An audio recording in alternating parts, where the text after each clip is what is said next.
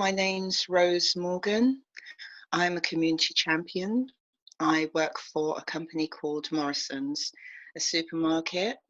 Um, I started my work as a community champion in 2014. So I've been doing it now for some time. I do enjoy very much what I do. So being a community champion is is challenging. It's something that's enjoyable. It's giving. It's sharing. It's something that needs to be from the heart. I say it needs to be from the heart because if it's not from the heart, I think that it can become quite tiring or maybe um, maybe unenjoyable because it's something that needs to be understood. Why I say understood is because you're dealing with people's feelings. Even though dealing with charities, but these are feelings involved. People have set charities up for reasons, and these charities are usually from the heart, good charities, and they're usually done from the heart.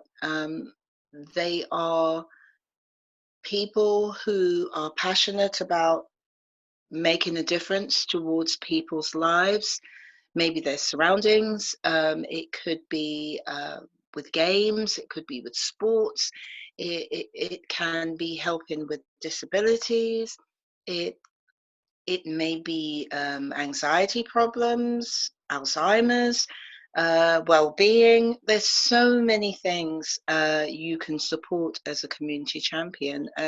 So many of the things that I support are really, really enjoyable. Well, unfortunately, you do touch on things that are quite heart-wrenching and leave you quite speechless.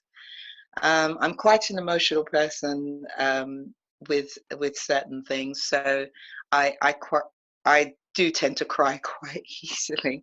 But it doesn't stop me from being strong and motivated to do what I need to do. I think having having feelings and that they've continued through my work allows me to say that I'm still in touch with my heart. I'm not just doing this because I need something to do. It's a hobby, and uh, you know, I need to be noticed. I need to do something. This is something that I would do if I wasn't paid for it. Um, if I didn't get paid for this, I could still continue this. I think it's something that I do on a normal basis. I do this outside of work. I think I've been told that sometimes I'm a bit of a mother hen, so I think that goes well with the job, really. Um, the supporting the charities are immensely exciting. They are exciting, and there are some. I think that you can see the smile on my face. So there are some that really, really get you, and um, it, dealing with community, because community. Once upon a time, somebody like me, the word community champion wouldn't exist, because we had communities that came together, people naturally gravitated, neighbors looked out for each other. You had children playing in parks and people, not having to always take their children to school. So communities work together in a much better way. It was a norm. Unfortunately, as time has gone on, we have acquired different ways of thinking and different ways that we do things. So here comes Rose and other community champions. There's other community champions who do fantastic things, and I stand on their shoulders. There's some very good people out there. So as I say, with us in the community, what what we do and what I do is supporting people to help people aware that there is help out there. There's also a listen near. I don't think that everything is about a donation.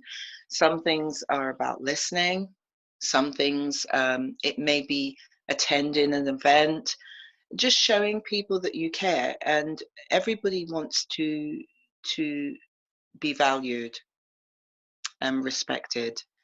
And it doesn't matter what color, what race, how old you are, how tall you are. It doesn't matter. And you usually find if people feel that they are respected, if they are valued, they instantly open up. People open up because they feel that what they have from you is something that you can't buy, you can't donate, you can't pretend to do it. You have a relationship that instantly begins. It could be through your smile. It could be through the way that you see each other. I'm unfortunately, because of the COVID, my tactile manner has had to take a back seat at this time because we can't do it now, and the social distancing. But it's not. I refuse to let this stop me being the person I am, and I care, and so that's why I do this. I At this point, I think it's like you ask yourself questions. You're asking yourself the questions that you're thinking, what do people need to know from me? Why are you driven to do this? I have spoken about it. I have emphasized the reason, but I think that there's a great need for us to come together, and I think that through us caring about each other in just donating our time, donating our efforts, donating good attitudes, good things to say about people. It's not, even though I work for a company that is gladly happy to support their community, it's not always necessarily about monies or items. There, because you can get these things, you can eat them, or you can spend monies or vouchers. That will go, but you leave a lasting impression. A lasting impression that says that you care, and that's much bigger, much bigger than a pound sign. So yeah, that's why Rose does what she does.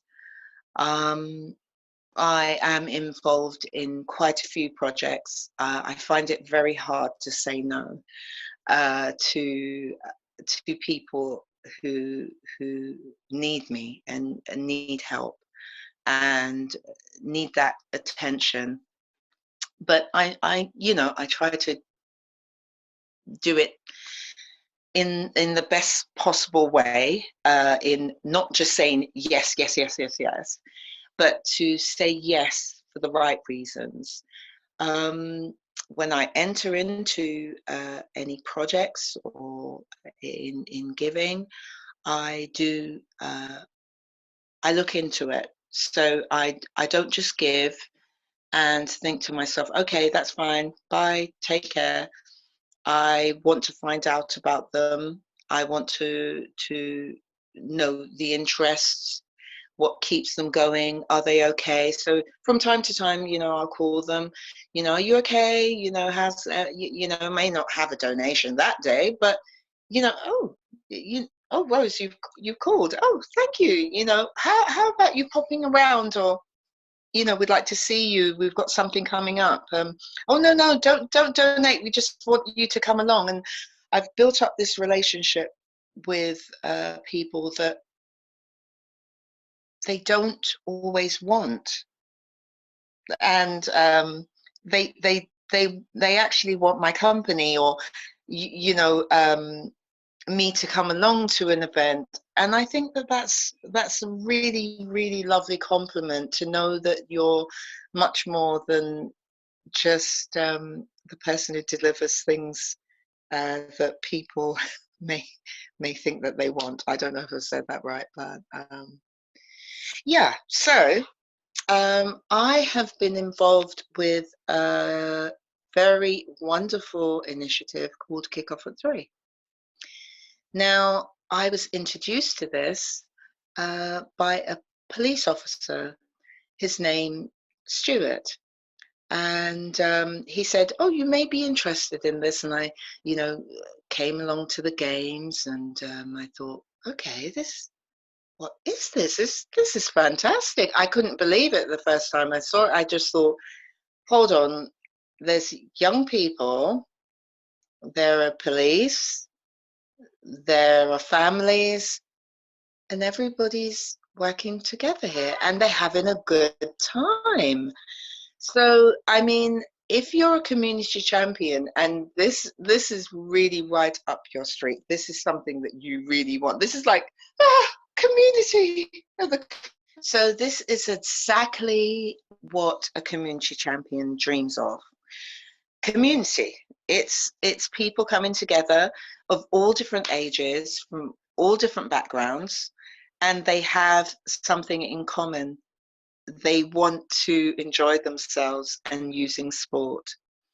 And this is exactly what Kickoff at 3 has been able to do. It's been able to bring people together, families together. It's been able to bring the police force in to be involved with kids in a positive light, for them to see children enjoying themselves, for children to see police officers enjoying themselves. I mean, this is fantastic. So my job, what I do, is I supply through Morrisons, supply all the beverages. So all the waters, the fruits. I mean, I can't explain how much fruits that it is needed. And I actually, the fruit machines, that's what I feel like I see after the after the games. But it is good. It's so lovely. So the children are nourished, but it's not only them. When we have given to all the teams, and there's lots and lots of them, there's so many, and I'm not somebody who really understands football, though I've been to many of the games. I'm still left there thinking, is that this, and is this?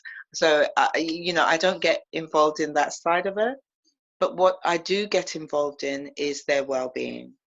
And their well-being is very important to me. There are some kids, unfortunately, who come to the games and they're not fully, maybe they don't have the nutrients that they need.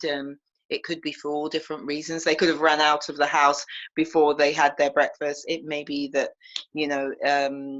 they haven't got it at home. So it can be for all different reasons. And as I say, it's not a certain background. It could be, in different ways. But when we're at this game and everybody's on one accord, and this is really a good thing. So you have adults around, you have young people around, and you have games and footballs flying here, there, and everywhere, and people in different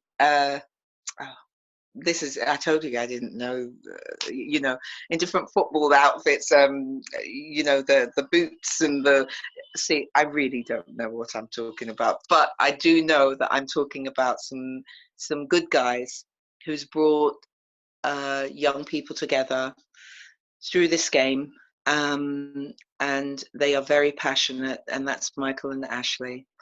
They have recently done something called Run Off at 3, with them continuing, even though they couldn't do the Kickoff at 3, which is the football side. They decided to do all these other things, which was the running, the cycling,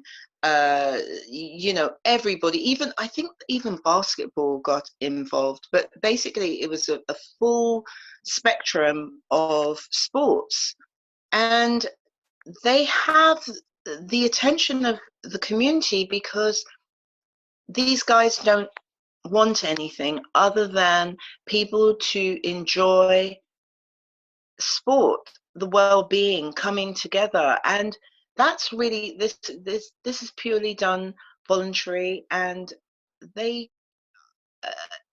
I commend them. It's amazing. They are constantly on the go, and it's a good go. It's a good go. It's a motivational go. It's a go that makes you want to get involved. So this once again falls in my lap, and where I get excited because it allows me to be able to help them.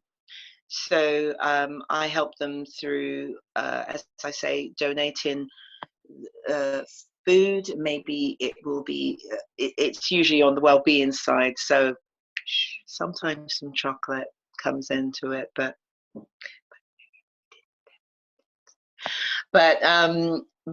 basically it's about the fruit, the water, and making sure that the kids have that. Now, because of the COVID, unfortunately, we've had to step back in thinking how we do things.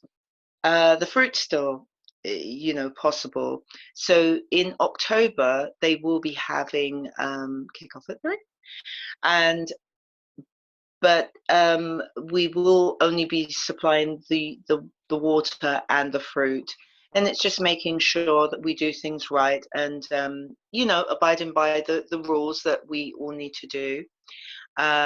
So it's not fun, and obviously the mask wearing and everything and the social distancing, it does stop us from doing maybe what we'd like to usually do. But the good thing is that the games can go ahead, and the kids can get out there, they can exercise, they can do things, and we can see communities coming together. That's Rose's joy. So I'm still able to donate like that, giving gift vouchers and helping support them where I can, and I go along to their meetings. Um, yeah, but Kickoff at 3 is one of the amazing charities that I support. They're not the only ones. There's also another one which I get heavily involved in, and that's Dwaynamics. That's a boxing academy. Fantastic, fantastic lady who unfortunately started this up because her son was killed, and she carried on his dream. So it's lovely to interact with the kids. I myself have tried on the boxing gloves and posed in a couple of photos to try to look the part, but no, I haven't done it myself. No. But there are lots of ladies, there are young people. I think the youngest may be around 4, and there are people with disabilities. They go there. It's fantastic. It's really, really very good. So that's another charity. I mean, there's so many. I would bore you. Maybe I would hope I wouldn't bore you, but there is Age UK. Age UK is a very big part for me. Now, I find this extremely rewarding because often people, when they come to a certain age, they are genuinely, it's easy to say forgotten. It's not. It it's not just forgotten. It's almost placed to one side, and that's, if I'm allowed to get older, I would hate to be placed on the side and only needed, you know, for certain reasons. So I emphasize a lot on Age UK. I know some very good people who look after the elderly, and they really put their hearts into it, and they look after them so well. I've met a lady who's 106 years old who still has her nails painted, so it gives me hope. So if my makeup is wrong at this time, I can go to her for tips. So so I get heavily involved with St. Peter's residents. That's actually where I met this lady. And there's another lady who's 102. So yeah, it's a good thing. And they've been so nice to me, and they've welcomed me, and they remember me. They say, "Oh, where's Rose?" I mean, that's I said I do cry quite easily, so I'm going to try not to cry now, because I think to be remembered by somebody who has seen so much in their lives, for them to take the time to take out time to remember your name, that's a good thing. That's very touching. So yeah, that's a good thing. So I also get involved with children's projects, other projects around, as I say, the well-being, nurseries, schools, all kinds of things. All kinds of things. It's a vast amount of things. Do I have enough time to do it? Probably not. But, I try to make as much time stretch for me. Sometimes I'm in my store at 2 or 3 in the morning, and I'm doing all kinds of things. And the night staff are just, they just got used to me now. They think, hey, hi Rose, hi. This has been going on for years. So but it's all worth it. It is worth it. What I do pays me, and it pays me not in the by wage. There's the wage that comes to somebody that far outweighs money. You can't always, of course we'd like to get paid, but with money, but there's things that happens, the thank yous, when oh my gosh, when children draw pictures for me, and so I have them on my office wall, and they'll do they'll try to spell my names. You've got 4-year-olds trying to write my name, and really they've stuck things on using their hands, paints, and all kinds of things. I mean, I've been very blessed. I've been very blessed to have good, very, very positive feedback. There are some things, as I say, that are and is very heart-wrenching. And you meet customers, and you don't know what people are going through. You have no idea. We have no idea. We just see people. We see their faces. We see, oh, they're dressed up. We have no idea what they're dealing with. And the beginning of the COVID, we were doing a really good gesture, and we were giving flowers to the NHS, and then we were spreading them out to make sure that customers got them as well. Now, this was just to try to ease people. It was a very, obviously, just hearing about this thing was very anxious. So it was myself, my manager Matt, and my people manager Brandon. We went to the front and we were giving out flowers, and it was really nice. It was very good. And there was one lady we had happily done and made sure that all the NHS staff had received their flowers, and it was bouquets, so it wasn't a stem. And we gave loads of flowers away, so it was really nice and really fun. They were so happy, they were so grateful. And then we had some more left, and we were able to give them to customers. And there was one lady, I'm really going to try not to cry now. And there was one lady, and she came along, and she was actually looking for flowers. So I said to her, "Oh, would you like some of these?" And she said, "Oh, thank you very much." So I thought to myself, "Oh, she went on, and I thought, I don't know if that was the nicest bunch. Oh, let me go and find this lady, and I just want to give her, she had walked on a bit, and I think she was near the cheese. So anyway, went over there, and I said, "Would you like to take this one instead?" And I'll and she said, "Oh, thank you very much. Unfortunately, she was just going to lay some flowers at her baby's grave, because unfortunately she had had a stillbirth, and she was buying flowers." Oh, wow.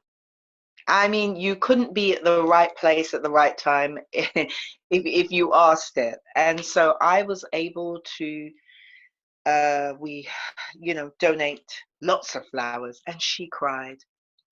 And she cried, and I cried, and we cried. And she said, "Thank you so much. I haven't been able to do this." She said, "I haven't been able to give as much flowers and do it, the way I wanted." But she was going away with. I gave her a trolley full of flowers, and I think she probably had to take a cab. But yeah, that was something that I was able to do. So unfortunately, that's the heart-wrenching side. You do have to deal with sad things. There are customers who will come in and they're, "Hi, Rose," and then you'll see them, and then they'll say, "Unfortunately, such and such, and this happened or that happened, or a person who they're close to passed away." So, but it's a good feeling to know that they can trust you with their feelings, because their vulnerabilities are on display, and they are hoping that you care enough to see that. So yeah, so I didn't cry. My eyes watered, but I was okay. I kept it together. So about Rose, so I enjoy what I do. I enjoy it. I think I would do this. It's just I was made for this. I was made to do this. This is a good thing. This is a good thing. I'm asking myself self questions now. Why do you want to do it? Would you stop doing it? I don't. I think we can all do this. I don't think we have to work in a supermarket. I don't think we have to have a name that says community champion. I'm doing this because the badge I usually wear. I think this is something that we can do on a daily basis. I think mums can do it at home. I think dads can do it. I think grandparents can do it. I think we can do this if we're commuting on a bus, on a train. I think community life can be built up, and we can, I think this COVID thing, as unfortunate as it has been for those who have lost loved ones and those who are having to deal with different things. I think that we can use this as a platform to actually build community. Not just because of lockdown we were able to share and come out for the NHS, and it was really nice. That was a good thing. But to be able to continue this, we can do this on a daily basis. That's what I'd like to see. That's what Rose is. That's my dream. That's my happy thing. Yeah, that's a good thing, because we can do this, and maybe we won't do it, every Thursday, and there won't be a day for it, a certain allotted time, because we don't need an allotted time to be nice. We don't. We don't. We don't have to go to work to be nice. We can do this at home. We can look through the window, wave at somebody, smile at somebody, just knock on somebody's door, make sure that they're okay. Maybe cook a meal, be nice to a husband, be nice to a wife. We could just be nice. And yeah,